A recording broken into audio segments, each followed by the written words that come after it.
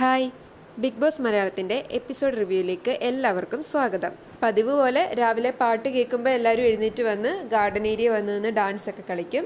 തലേന്ന് രാത്രി light of ചെയ്യുന്ന തൊട്ട് പിറ്റേന്ന് ലൈറ്റ് ഓൺ ആവുന്നവരെ 4 പേർക്ക് ടാസ്ക് കൊടുത്തിട്ടുണ്ടായിരുന്നല്ലോ പുറത്ത് തന്നെ കിടക്കാൻ. ലൈറ്റ് ഓൺ ആകുമ്പം അവരും ഈ കളിക്കാൻ വേണ്ടി കൂടുന്നുണ്ട്. അവരുടെ ആ സമയം കഴിഞ്ഞിട്ടുണ്ട്. ഇതിൻ്റെ ഇടയ്ക്ക് നിവീൻ ഒരു പണി ഒപ്പിച്ചായിരുന്നു. നവീൻ അറിയാതെ അവൻ്റെ ബാഡ്ജ് എടുത്തിട്ടുണ്ട്. അത് എന്നിട്ട് ഈ ബാത്റൂം ഏരിയയുടെ അവിടെയുള്ള ഒരു ഫ്ലവർ വൈസിൻ്റെ സൈഡിൽ ഒളിപ്പിച്ച് വെച്ചിട്ടുണ്ട്. അത് ബിഗ് ബോസിനോട് പറയുന്നുണ്ട്. ബിഗ് ബോസ് പറയാതെ ഞാൻ ഇത് പുറത്തെടുക്കത്തില്ല എന്ന രീതിയിൽ.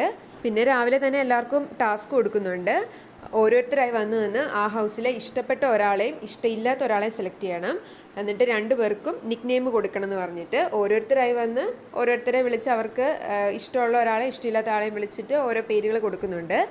അതിൽ അക്ബർ രേണുസുതിയാണ് ഇഷ്ടമില്ല എന്ന് പറഞ്ഞ് വിളിച്ചത്. കൊടുത്ത പേര് സെപ്റ്റിക് ടാങ്ക് എന്നാണ്. രേണുസുതി അത് കഴിഞ്ഞിട്ട് അക്ബറിനെ വിളിച്ച് ഇഷ്ടമില്ല എന്ന് പറഞ്ഞ് കൊടുത്ത പേര് വേട്ടപ്പട്ടി എന്നുള്ളതും. പിന്നെ ആദിലെ അനൂറ അനീഷിനെ വിളിച്ച് ഇഷ്ടമില്ല എന്ന് പറഞ്ഞ് കൊടുത്ത പേര് മിസ്റ്റർ അപ്പി എന്നും. ഈ 3 പേരാണ് കുറച്ച് ഇതായിട്ടുള്ളത്. ബാക്കിയെല്ലാം മുള്ളംപന്നി, പൂമ്പാറ്റ, അങ്ങനെ ഓരോ പേരുകളാണ്. എന്നിട്ട് ഏറ്റവും കൂടുതൽ ആൾക്കാർക്ക് ഇഷ്ടമില്ലാത്തത് അനീഷിനെയും ഇഷ്ടമുള്ളത് 3 വോട്ടോട് കൂടി അനുവും ആദിലെ അനൂറയാണ്. അപ്പം ഇവർക്ക് പേരുകൾ കൊടുത്തിട്ടുണ്ടല്ലോ, അതിൽ ഏതെങ്കിലും ഒരു പേര് ഇവർക്ക് സെലക്ട് ചെയ്യാം. അനീഷ് സെലക്ട് ചെയ്യുന്ന പേര് മുള്ളംപന്നി, അനു സെലക്ട് ചെയ്യുന്ന പേര് ഡോള്, ആദിലെ അനൂറ സെലക്ട് ചെയ്യുന്ന പേര് പൂമ്പാറ്റ എന്നുള്ളത്. ഇതിൻ്റെ ഇടയ്ക്ക് ഷാനവാസിനെതിരെ കളിക്കാൻ അപ്പാനിശരത്തും അക്ബറും ഒക്കെ ചേർന്നൊരു പ്ലാനൊക്കെ നടത്തുന്നുണ്ട്. രാത്രിയിലത്തെ ആ ടാസ്കിൽ ഷാനവാസ് ഉറങ്ങുമ്പം അവനെ ഔട്ടാക്കാൻ എന്ന രീതിയിലുള്ളത്. രേണുസുതിക്കാണെങ്കിൽ നല്ല വിഷമമായിട്ടുണ്ട് അക്ബർ സെപ്റ്റിക് ടാങ്ക് എന്ന് വിളിച്ചത്. ആ കാര്യം രേണുസുതി പറയുന്നുമുണ്ട്. അവൾ പറയുന്നുണ്ട്, വേസ്റ്റ് ബാസ്ക്കറ്റ് എന്ന് വിളിച്ചാൽ പോലും ഇത്രയും കുഴപ്പമില്ലായിരുന്നു, ഇത് സെപ്റ്റിക് ടാങ്ക് എന്നാണ് വിളിച്ചത്, അങ്ങനെയൊക്കെ വിളിക്കാൻ കൊള്ളാവുന്ന പേരാണോ എന്ന് ചോദിച്ച് ഒരുപാട് സങ്കടപ്പെടുകയോ ഓരോന്നൊക്കെ പറയുന്നുണ്ട്. എന്നാ വിധവകളെ റെപ്രസെൻറ്റ് ചെയ്തിട്ടാണ് ഞാൻ വന്നേക്കുന്നത്, എന്നിട്ടാണോ എന്നോട് ഇങ്ങനെ, അങ്ങനെയൊക്കെയാണ് പറയുന്നത്. BB7-ന്റെ ആദ്യത്തെ വീക്ക്ലി ടാസ്ക് വന്നിട്ടുണ്ട്. ചുറ്റും എല്ലാവരും നിൽക്കുകയാണ്. നടുക്ക് വെച്ചേക്കുന്ന പോഡിയത്തിനകത്ത് കോയിൻസ് ഉണ്ട്. Black, gold, red. സൗണ്ട് കേൾക്കുമ്പോൾ ഇവർ ചെന്ന് അതിൽ നിന്ന് കോയിൻസ് അങ്ങ് എടുക്കണം. റെഡ് കോയിൻ കിട്ടുന്നവരുടെ ആണെങ്കിൽ കോയിൻ ഇരട്ടിയാവും. ബ്ലാക്ക് കോയിൻ കിട്ടുന്നവർക്ക് എന്തെങ്കിലും ഒരു പണിഷ്മെൻ്റ് ആയിരിക്കും കിട്ടുന്നത്. ഗോൾഡ് കോയിൻ കിട്ടുന്നവർക്ക് സൂപ്പർ പവറും കിട്ടും. അങ്ങനെ ബസറിൻ്റെ സൗണ്ട് കേൾക്കുമ്പോൾ എല്ലാവരും കൂടി ചെന്ന് കോയിനൊക്കെ വാരിക്കോരി എടുക്കുന്നുണ്ട്. കുറേ പേർക്ക് കിട്ടുന്നുണ്ട്, കുറേ പേർക്കൊന്നും കിട്ടുന്നില്ല. വീക്ക്ലി ടാസ്കിൽ കോയിൻസ് ഒന്നും കിട്ടാത്ത ആരാണോ അവരെ ആയിരിക്കും ജയിൽ നോമിനേഷന് വേണ്ടി സെലക്ട് ചെയ്യുന്നത്. പിന്നീട് ബിഗ് ബോസ് എല്ലാവരെയും വിളിച്ചു വരുത്തിയിട്ട് ഓരോരുത്തർക്കും കിട്ടിയ കോയിൻസിനെ കുറിച്ചൊക്കെ ചോദിക്കുന്നുണ്ട്. അക്ബറിൻ്റെ കയ്യിലാണ് ഗോൾഡ് കോയിൻ കിട്ടിയേക്കുന്നത്. അത് കഴിഞ്ഞ് ഒരു റൗണ്ട് കളിയും കൂടി നടക്കുന്നുണ്ട്. ഇതുപോലെ ബസറിൻ്റെ സൗണ്ട് കേൾക്കുമ്പോൾ ഓടിച്ചെന്ന് കോയിൻസ് എടുക്കുന്നുണ്ട്. അത് കഴിഞ്ഞ് ബിഗ് ബോസ് ലിവിംഗ് റൂമിലേക്ക് എല്ലാവരെയും വിളിക്കുന്നുണ്ട്. കോയിൻസ് കിട്ടാത്തവർ എഴുന്നേറ്റ് നിൽക്കാൻ പറയുമ്പോൾ ഏറ്റവും കൂടുതൽ ആൾക്കാർക്ക് കോയിൻസ് കിട്ടിയിട്ടില്ല. അവരായിരിക്കും ഈ ആഴ്ച ഇനി ജയിൽ നോമിനേഷന് വേണ്ടി സെലക്ട് ചെയ്യപ്പെട്ടവർ. അവർക്കാണെങ്കിൽ ഇനി ഈ വീക്ക്ലി ടാസ്ക് കളിക്കാനും പറ്റത്തില്ല. വീക്ക്ലി ടാസ്കിൽ നിന്ന് അവർ ഔട്ടായിട്ടുണ്ട്. അക്ബറിന് കിട്ടിയ സൂപ്പർ പവർ എന്താണെന്ന് വെച്ചാൽ അക്ബറിന് അടുത്ത വീക്കിൽ ഒരാളെ ഡയറക്റ്റ് ആയിട്ട് നോമിനേറ്റ് ചെയ്യാൻ പറ്റും. പക്ഷെ ആ പവർ കിട്ടണമെങ്കിൽ ഇനി അടുത്ത റൗണ്ട് കളിയിൽ അക്ബർ ഈ ഒരാളെ സെലക്ട് ചെയ്യണം. അയാൾ ഗോൾഡ് കോയിൻ എടുക്കണം. അക്ബർ അതിങ്ങനെ സെലക്ട് ചെയ്യുന്നയാൾ ആര്യനാണ്. ആര്യന് കുറച്ചുകൂടെ ഫാസ്റ്റാന്ന് പറഞ്ഞാണ് അക്ബർ സെലക്ട് ചെയ്യുന്നത്. ബിഗ് ബോസ് പറയുന്നുണ്ട് എടുത്ത തീരുമാനം തെറ്റായി പോയെന്ന് തോന്നരുത്, കാരണം ഇതിൽ തോറ്റാൽ മുട്ടൻ പണിയായിരിക്കും കിട്ടാൻ പോകുന്നതെന്ന്. അക്ബർ നല്ല കോൺഫിഡൻസോടുകൂടിയാണ് പറയുന്നത് ആര്യനെ തന്നെയാണ് സെലക്ട് ചെയ്യുന്നതെന്ന്. ബ്ലാക്ക് കോയിൻസ് കിട്ടിയത് അനീഷിനും റെനയ്ക്കും അഭിശ്രീക്കുമാണ്. ഇവർക്ക് 3 പേർക്കുള്ള പണിയും കൊടുക്കുന്നുണ്ട്. ഒരാൾ കണ്ണ് കെട്ടണം, ഒരാൾ വാ മൂടണം, ഒരാൾ സ്റ്റോർ റൂമിൽ ഒരു പ്രോപ്പർട്ടി ഉണ്ട്, അതിൽ മാത്രമേ അടുത്ത ടാസ്ക് തുടങ്ങുന്നവരെ ഇരിക്കാൻ പാടുള്ളൂ, നടക്കാനൊന്നും പാടില്ല. റെന ആദ്യമേ തന്നെ പറയും ഞാൻ വാ മൂടിക്കെട്ടിക്കോളാന്ന്. അനീഷ് കണ്ണും മൂടിക്കെട്ടും. അഭിശ്രീയാണ് നടക്കുന്നില്ല, ഇരിക്കാന്ന് പറയുന്നത്. സ്റ്റോർ റൂമിൽ നിന്ന് ആ പ്രോപ്പർട്ടി പോയി എടുത്തിട്ട് വരും. വേറൊന്നും അല്ല, ഉന്തുവണ്ടിയാണ്.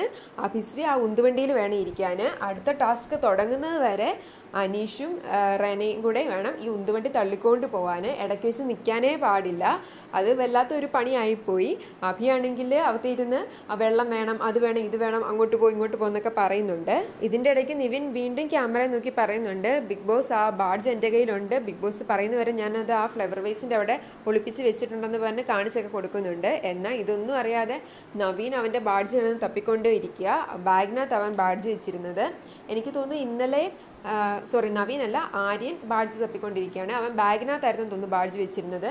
ഇന്നലത്തെ എപ്പിസോഡിൽ നിവിന് ഇങ്ങനെ ബാഗ് എടുത്തിട്ട് പുതപ്പുകൊണ്ട് മറിച്ച് എന്തോ ചെയ്യുന്ന കാണിച്ചിരുന്നു. എന്താണെന്നുള്ളത് ക്ലിയർ ആയില്ലായിരുന്നു. അത്ര ഒരു സീനെ കാണിച്ചുള്ളൂ. ഇടയ്ക്ക് ഷാനവാസും ബിന്നിയൊക്കെ വരുന്നുണ്ട്. പക്ഷേ അന്നേരം നിവിൻ പറയുന്ന ആവി പിടിക്കുക, തണുത്ത വെള്ളം വേണം, അങ്ങനെയൊക്കെ ചോദിച്ചങ്ങ് വിടും. അതിനെക്കുറിച്ച് കൂടുതലൊന്നും പറയുന്നില്ലായിരുന്നു. ആര്യം ബാഗിലൊക്കെ തപ്പുന്നുണ്ട്. അന്നേരം ജിസേലും നിവിനും ഒക്കെ അടുത്ത് തന്നെയുണ്ട്. ജിസേൽ പറയുന്നുണ്ട് ഇവിടെ എവിടെയെങ്കിലും കാണും ശരിക്കും തപ്പാന്നൊക്കെ.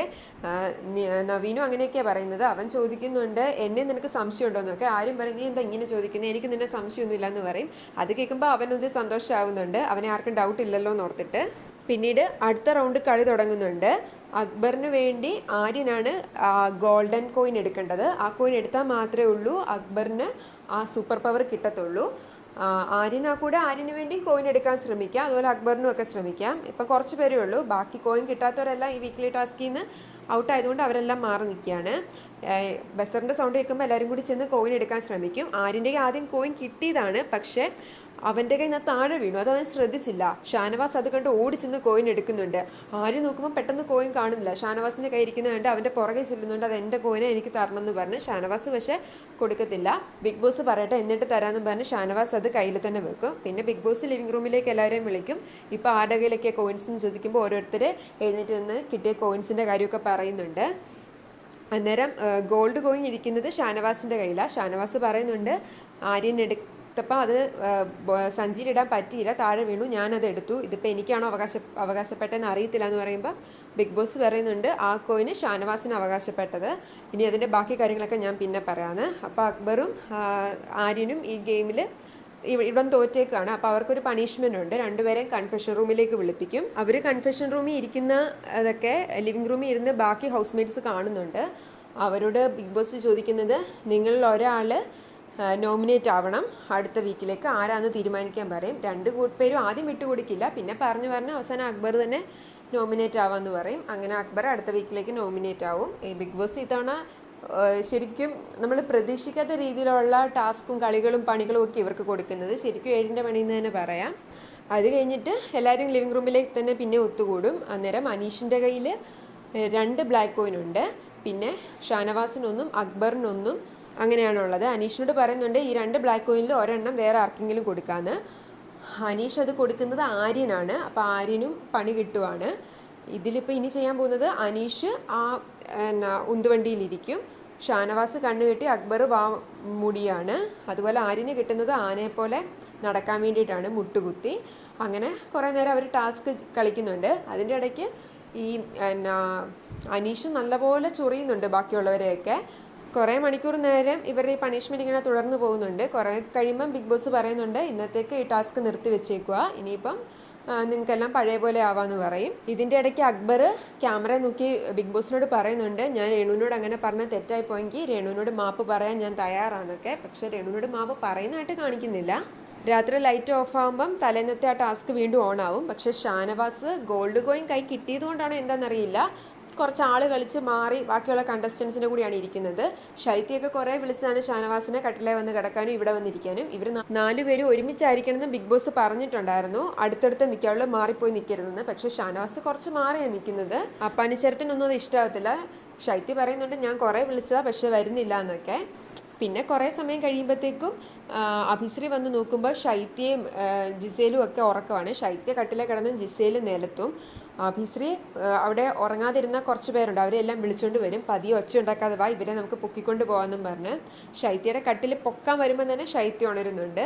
പിന്നെ ഇവർ പതിയെ ജിസേലിൻ്റെ അടുത്ത് ചെല്ലും. ജിസേൽ എന്നാൽ കിടക്കുന്നതിന് ചുറ്റും ഈ കസേര ഇങ്ങനെ വെച്ചിട്ടുണ്ട്. അപ്പം കസേര മാറ്റാതെ ജിസേലിനെ പൊക്കാൻ പറ്റില്ല. കസേര മാറ്റുമ്പോഴത്തേനും ജിസേലിന് ഉണരുകയും ചെയ്യാം. ആ ഒരു രീതിയിലാണ് കിടക്കുന്നത്. അവർ വന്ന് പതിയെ കസേര പൊക്കാൻ തുടങ്ങുമ്പോൾ തന്നെ ജിസേലും ഉണരും. അവർക്ക് പറ്റത്തില്ല. അവരിനി ശരിക്കും ചെയ്താണോ തമാശയ്ക്കാണോ എന്നറിയില്ല. അങ്ങനെയൊക്കെയായിരുന്നു ഇന്നത്തെ എപ്പിസോഡിൻ്റെ വിശേഷങ്ങൾ.